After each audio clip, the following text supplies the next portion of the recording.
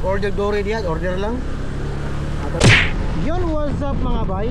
For today's dory, for today's booking mga bay, another delivery mga bay, McDonald's to Bulok Elementary School.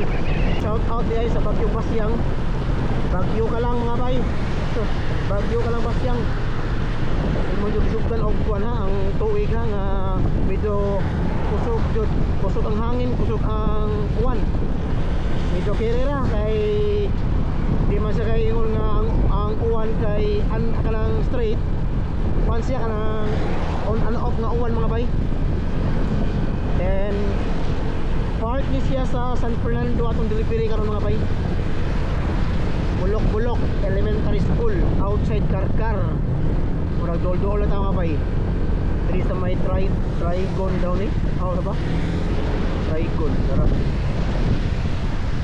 Nahan po gamay. Bulok. Dari siguro mga bay. Dari. Ano ka dari? Dito pumasok na eh.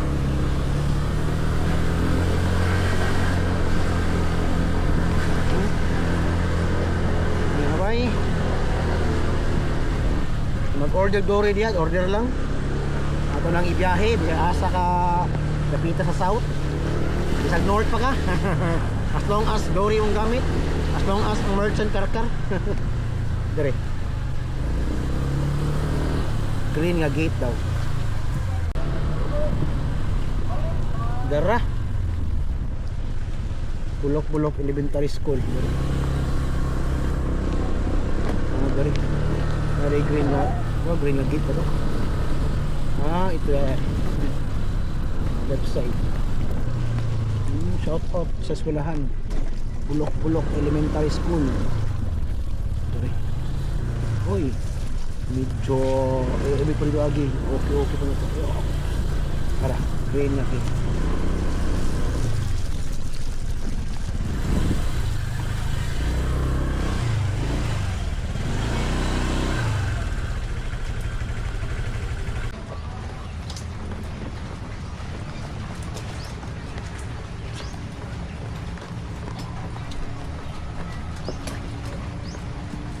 Ikaw, ma'am? Jam lang. Pinlo. Di tagal lang.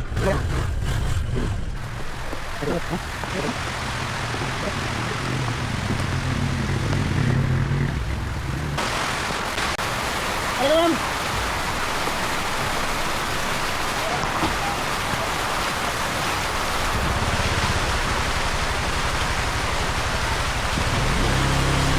Oops.